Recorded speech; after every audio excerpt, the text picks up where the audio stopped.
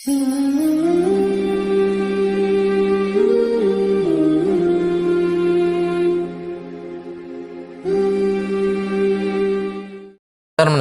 हाजिर खिदमत हूँ एक नई वीडियो लेकर। इस वक्त मैं दिल्ली में हूँ और जामे मस्जिद की तरफ जा रहा हूँ।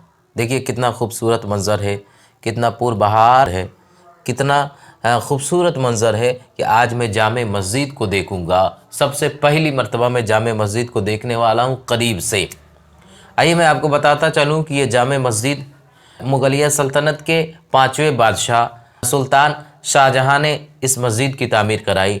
इस मस्जिद की तामीर शुरू हुई 1650 ईस्वी में और 6000 मज़दूरों ने मुसलसल 6 साल तक काम करते रहे और 1656 ईस्वी को इस मस्जिद की तामीर मुकम्मल हो गई और आज हमारे सामने मौजूद है।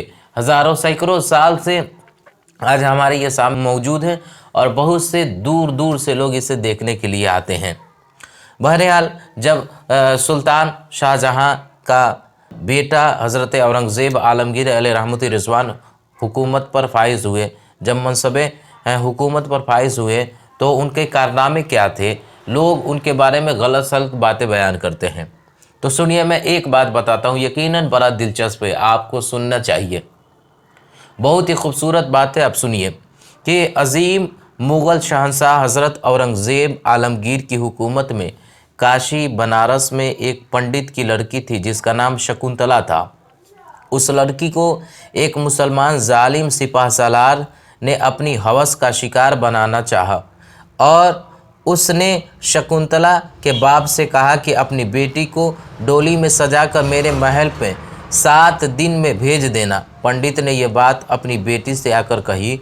उनके पास कोई रास्ता नहीं था और पंडित से बेटी ने कहा कि 1 माह का वक्त ले लो, कोई रास्ता निकल जाएगा। पंडित ने सिपा सालार से जाकर कहा कि मेरे पास इतने पैसे नहीं हैं कि मैं 7 दिन में सजाकर डोली सजाकर लड़की को तुम्हारे पास भेज सकूं, मुझे 1 माह का वक्त दो। सिपा सालार ने कहा ठीक है 1 माह के बाद भेज देना। पंडित ने अपनी लड़की से जाकर कहा कि वक्त मिल गया है। अब लड़की ने मुग़ल शहज़ादे का लिबास पहना और अपनी सवारी को लेकर दिल्ली की तरफ निकल गई।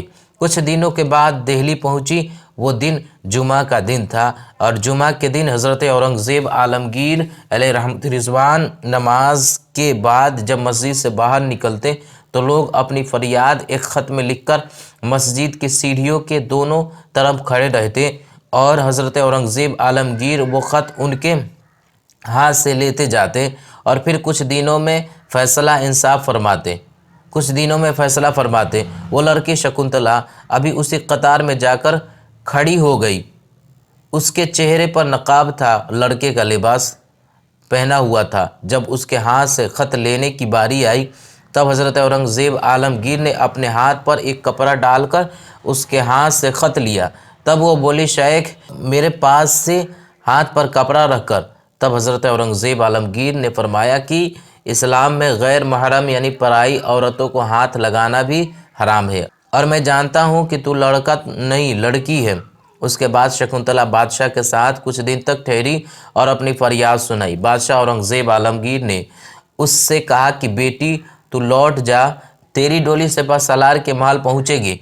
अपने वक्त पर शकुंतला सोच में पड़ गई कि ये क्या, और वो अपने घर वापस आई और उसके बाद पंडित ने पूछा कि क्या हुआ बेटी, तो वो बोली एक ही रास्ता था, मैं हिंदुस्तान के बादशाह के पास गई थी लेकिन उन्होंने भी ऐसा ही कहा कि डोली उठेगी, लेकिन मेरे दिल में उम्मीद की किरण है, वो ये है कि मैं जितने दिन वहाँ रुकी बादशाह ने मुझे 15 बार बेटी कहकर पुकारा था और एक बाप अपनी बेटी की इज्जत नीलाम नहीं होने देगा।